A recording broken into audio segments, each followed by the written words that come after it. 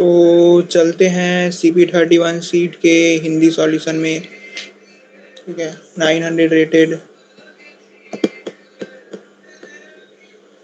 18th question, make AP। ठीक है, तो Polycarp has 3 positive integers A, B and C. He can perform the following operation exactly once. Choose a positive integer m and multiply exactly one of the integers A, B or C by m.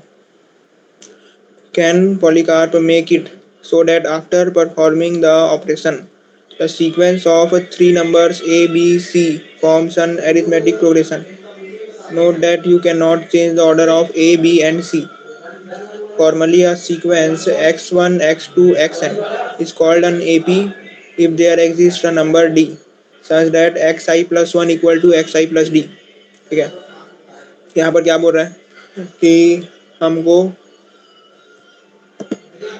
यहाँ पर तीन integers है A, B और C। ठीक है, हमको तीन positive integer दिया होगा। ठीक है, कौन कौन सा? A, B और C। हमको चेक करना है कि क्या हम इसमें ऑपरेशन परफॉर्म करके इसको एरिथमेटिक प्रोग्रेशन में कन्वर्ट कर सकते हैं। समझ गए क्या है? क्या हम इसमें ऑपरेशन परफॉर्म करके इसको एरिथमेटिक प्रोग्रेशन में कन्वर्ट कर सकते हैं। ठीक है, अगर कन्वर्ट कर सकते हैं तो हमें रिटर्न करना है यस। ठीक है, और अगर एरिथमेटिक प्रोग्रेशन में कन्वर्ट नहीं कर सकते तो हमें रिटर्न करना है नो। ठीक है, तो अब ऑपरेशन क्या है? ऑपरेशन ये है कि हमें जो दिए तीन पॉजिटिव इंटीजर्स दिए हुए हैं, हम इन तीनों में से किसी भी एक को m से मल्टीप्लाई कर सकते हैं। ठीक है, यानी हम या तो a को m से मल्टीप्लाई कर सकते हैं, या तो b को m से मल्टीप्लाई कर सकते हैं, या तो c को m से मल्टीप्लाई कर सकते हैं। ठीक है, मतलब हमको तीनों में से किसी भी एक को m से मल्टीप्लाई करके इसको एरिथमेटिक प्रोग्रेशन में कन्वर्ट करना है। अगर हम कन्वर्ट कर पाएंगे तो हम बोलेंगे आंसर यस है, अगर हम नहीं कर पाएंगे तो आंसर नो है। ठीक है, अब इसका एक एग्जांपल देखते हैं। ठीक है, जो एग्जांपल दिया है वो है 10, 5, 30। ठीक है, 10, 5, 30। क्या हम इसको एरिथमेटिक प्रोग्रेशन में कन्वर्ट कर सकते हैं? ठीक है, तो क्या करेंगे? 5 को 4 से मल्टीप्लाई करते हैं। ठीक है, तो ये हो जाएगा 10, 20, 30। ठीक है, तो हम इसको कन्वर्ट कर दिए एरिथमेटिक प्रोग्रेशन में, क्योंकि यहाँ पर जो दो एलिमेंट्स का डिफरेंस सेम है, यहाँ पर भी 10 है, यहाँ पर भी 10 है। ठीक है, तो ये इस केस में आंसर आएगा यस। ठीक है, ठीक है, तो ये हो गया क्वेश्चन। अब चलते हैं एक्सपेक्टेड टाइम कॉम्प्लेक्सिटी में। तो हमें जो टाइम कॉम्प्लेक्सिटी निकालना है उसके लिए दिया है कि जो टाइम लिमिट पर टेस्ट है वो है 2 सेकेंड। यानी एक टेस्ट के लिए हमें दिया है 2 इंटू 10⁸ ऑपरेशन। ठीक है, यानी हम एक टेस्ट के लिए 2 इंटू 10⁸ ऑपरेशन परफॉर्म कर सकते हैं। ठीक है,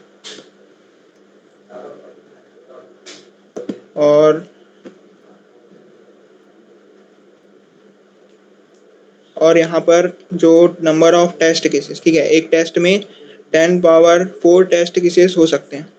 ठीक है, तो कितना हो सकते हैं? 10⁴ टेस्ट केसेस। ठीक है, तो एक टेस्ट केस के लिए कितना होगा? एक टेस्ट केस के लिए होगा 10 पावर, एक टेस्ट केस के लिए हो जाएगा 2 इंटू 10⁴ ऑपरेशन। ठीक है, 2 इंटू 10⁴ ऑपरेशन, तो यानी मैक्सिमम हम 2 इंटू 10⁴ ऑपरेशन परफॉर्म कर सकते हैं। ठीक है, एक टेस्ट केस के लिए। तो यहाँ पर जो एक टेस्ट केस के अंदर, ठीक है, ए का मैक्सिमम वैल्यू कितना हो सकता है? 10⁸। यानी अगर हम यहाँ पर हमारा जो सॉल्यूशन अगर हम ओ ए का बनाने की कोशिश करते हैं तो ये देगा TLE, क्योंकि ओ ए मतलब 10⁸, जो कि 2 इंटू 10⁴ से ज़्यादा है। ठीक है, तो ओ ए का सॉल्यूशन नहीं चलेगा, ओ बी का भी नहीं चलेगा। ठीक है, तो क्या चलेगा? जो O1 का चल सकता है, इसके अलावा जो O log A, ठीक है, का चल सकता है यहाँ पर, ठीक है, ठीक है। तो यानी हम यहाँ पर कांस्टेंट टाइम कॉम्प्लेक्सिटी का सॉल्यूशन बनाने का कोशिश करेंगे, ठीक है। अब चलते हैं इसके सॉल्यूशन में, ठीक है। तो सॉल्यूशन में जाने से पहले जो एरिथमेटिक प्रोग्रेशन है उसका एक प्रॉपर्टी होता है। क्या प्रॉपर्टी होता है कि मान लो हमको दो पता है, ठीक है, दो कॉन्सिक्यूटिव वैल्यूज पता है, जैसे कि मान लो पता है 5, मान लो पता है 6, तो ये थर्ड नंबर में क्या आएगा, ये हम निकाल सकते हैं, क्या आएगा, 7 आएगा, ठीक है। मान लो हमको पता है 5, हमको पता है 10, तो थर्ड नंबर में क्या आएगा, 15, ठीक है। ऐसे ही मान लो हमको 6 पता है और 9 पता है, ठीक है, तो फर्स्ट नंबर में क्या आएगा, 3, ठीक है। निकाल सकते हैं, कैसे निकाल सकते हैं, जो ये 6 है इसमें हम d प्लस करते हैं, d यानी कॉमन डिफरेंस, ठीक है। यहाँ पर कॉमन डिफरेंस 5 का है, तो 10 में प्लस करेंगे 5, 15 आ जाएगा, ठीक है। यानी कि कंक्लूजन क्या है कि अगर हमें दो कॉन्जिक्यूटिव वैल्यूज पता है तो हम तीसरा वैल्यू निकाल सकते हैं, ठीक है। और जो तीसरा वैल्यू है वो कांस्टेंट होगा, यानी कि अगर 5, 10 हम लिए हैं तो जो तीसरा वैल्यू आएगा वो 15 ही होगा। ऐसा नहीं कि कभी 16 आ जाए, कभी 14 आ जाए, कभी 20 आ जाए, तो वो 15 ही रहता है, ठीक है, ठीक है। तो अब ये सब जो बता रहा हूँ उसका क्वेश्चन से क्या लेना देना है। क्वेश्चन में बोला है कि हम जो 3 इंटीजर्स हमें दिए होंगे, ठीक है, तो यहाँ पर ABC को हमको कन्वर्ट करना है AP में, ठीक है। तो कैसे कन्वर्ट कर सकते हैं AP में, AP में कन्वर्ट करने के लिए या तो हम A को M से मल्टीप्लाई करेंगे, या तो B को M से मल्टीप्लाई कर सकते हैं, या तो C को M से मल्टीप्लाई कर सकते हैं। तो तीनों ही केसेस में, तीनों में से कोई ना कोई मल्टीप्लाई होता है और कम से कम 2 नंबर कांस्टेंट रहते हैं, ठीक है। मान लो C को M से मल्टीप्लाई किए, या तो B को M से मल्टीप्लाई किए, तो A को M से मल्टीप्लाई किए। अगर A को M से मल्टीप्लाई करेंगे तो BC कांस्टेंट रहेगा, B को M से मल्टीप्लाई करेंगे तो AC कांस्टेंट रहेगा, C को M से मल्टीप्लाई करेंगे तो AB कांस्टेंट रहेगा। यानी कि हमको यहाँ पर क्या पता चल रहा है कि तीनों में से कोई 2 हमेशा कांस्टेंट रहता है, ठीक है। क्योंकि प्रोसीजर जो हमको ऑपरेशन दिया है वही ऐसा है कि तीनों में से कोई ना कोई 2 तो कांस्टेंट रहेगा ही, तो 2 के हिसाब से हम AP निकाल सकते हैं, ठीक है। मतलब क्या बोल रहा हूँ मैं कि AB, अगर मान लो AB कांस्टेंट है, ठीक है, AB कांस्टेंट है, तो AB के हिसाब से जो थर्ड टर्म आएगा वो जरूरी नहीं कि C के बराबर हो, ठीक है। जैसे हम यहाँ पर देखे थे कि 5, 6, 7 है, ठीक है। मान लो हमको 5, 10 पता है, तो 5, 10 के हिसाब से हम निकाले 15, ठीक है। हो सकता है कि यहाँ पर 5, 10, 13 रहा हो, ठीक है। तो जो थर्ड टर्म आएगा वो जरूरी नहीं कि C के बराबर हो, ठीक है। जैसे क्या बोल रहा हूँ मैं कि यहाँ पर मान लो ABC, हमको जो गिवन इंटीजर्स है वो मान लो 5, 10 और 13 है, ठीक है। 5, 10 और 13 है। अब हमको बोला कि इसको कन्वर्ट करना है, ठीक है। तो क्या होगा, अगर हम डिसाइड करते हैं कि 5, 10 को कांस्टेंट रखना है, ठीक है, क्योंकि तीनों में से कोई ना कोई 2 को तो हमें कांस्टेंट रखना ही है, तो हम डिसाइड किया कि 5, 10 को कांस्टेंट रखना है। तो जरूरी नहीं कि 5, 10 के हिसाब से जो तीसरा टर्म आया वो C के बराबर हो, ठीक है। 5, 10 के हिसाब से तीसरा टर्म क्या आएगा AP में, 15 आएगा। तो जो 15 है वो क्या 13 के बराबर है, नहीं है, ठीक है। तो जो तीसरा टर्म आता है वो जरूरी नहीं कि C के बराबर हो, ठीक है। वैसे ही हम AB के हिसाब से जो तीसरा टर्म निकालेंगे, मान लो X आया, ठीक है, जरूरी नहीं कि वो C के बराबर हो, ठीक है। वो हो सकता है कि C के बराबर ना हो, या फिर हो सकता है कि वो C का मल्टीपल हो, या फिर हो सकता है कि वो C का मल्टीपल भी ना हो, ठीक है। तो अगर जो X आया, ठीक है, AB के हिसाब से AP में जो तीसरा टर्म आया वो अगर C के बराबर या फिर C का मल्टीपल है, तो हम इस ABC को AP में कन्वर्ट कर सकते हैं, ठीक है। अगर वो C का मल्टीपल नहीं है तो हम इसको ABX मतलब AP में कन्वर्ट नहीं कर पाएंगे, ठीक है। यही इसका लॉजिक है कि इसमें 2 तो कांस्टेंट रहेगा ही, और 2 के हिसाब से जो AP में आगे वाला टर्म आएगा वो जरूरी नहीं कि थर्ड टर्म के बराबर हो, वो कोई दूसरा टर्म भी हो सकता है। अगर हम चाहते हैं कि ये जो ABC है वो AP में कन्वर्ट हो, तो उसके लिए ज़रूरी है कि जो तीसरा टर्म आए वो मल्टीपल हो थर्ड टर्म का। ठीक है, तो यहाँ पर क्या क्या हो सकता है, यहाँ पर हो सकता है कि AB कांस्टेंट है। ठीक है, तो AB के हिसाब से जो तीसरा टर्म आया वो x है, मान लेते हैं। इसके बाद वैसे ही अगर AC कांस्टेंट है तो AC के हिसाब से जो सेकंड टर्म आया वो y है।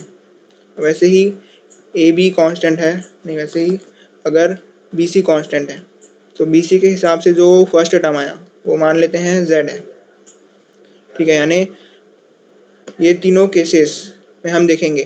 ठीक है, या तो जो x आया वो C का मल्टीपल हो, या तो जो y है वो B का मल्टीपल हो, या फिर जो z है वो A का मल्टीपल हो। अगर ये तीनों केसेस होंगे तभी हम इस गिवन सीक्वेंस ऑफ नंबर्स को एक AB में कन्वर्ट कर पाएंगे। ठीक है, अदरवाइज हम AB में कन्वर्ट नहीं कर पाएंगे। ठीक है,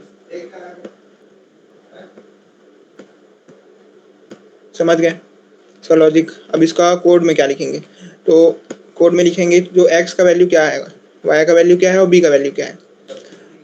ठीक है, x y और z का जो भी वैल्यू है उसको निकालने के बाद हम चेक करेंगे कि क्या वो मल्टीपल है। ठीक है, A B या C में से जो उसका होगा उससे। ठीक है, अगर वो मल्टीपल है तो हम आंसर देंगे यस, अगर वो तीनों में से किसी का भी मल्टीपल नहीं है, ठीक है, तो हम बोलेंगे कि आंसर नो है, यानी हम इसको इन तीनों में से किसी भी एपी में कन्वर्ट नहीं कर पा रहे हैं। ठीक है, इन तीनों एपी के अलावा और किसी एपी में कन्वर्ट नहीं किया जा सकता। ठीक है, क्योंकि दो ही कांस्टेंट रहेंगे और दो दो एलिमेंट्स को कांस्टेंट रखने का ये तीन तरीका हो सकता है। ठीक है, इसके अलावा और कोई तरीका नहीं होगा। क्या करेंगे, जो x का वैल्यू है वो होगा b प्लस बी माइनस ए। ठीक है, तो b माइनस ए वो क्या है, कॉमन डिफरेंस। वैसे ही y क्या होगा, y होगा a plus C by two. ठीक है, एरिथमेटिक प्रोग्रेशन ले रहे हैं तो जो y है वो इन दोनों के बीच का एलिमेंट होगा।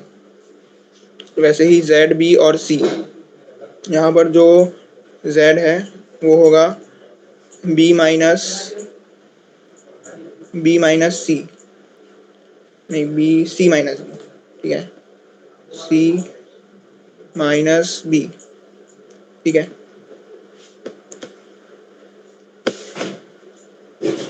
तो ये हो गया x, ये हो गया y, इसके बाद हो गया z। इसके बाद हमको बस इतना चेक करना है कि क्या ये मल्टीपल है। ठीक है, तो x किसका मल्टीपल होना चाहिए, a का, x होना चाहिए c का। ठीक है, x होना चाहिए c का,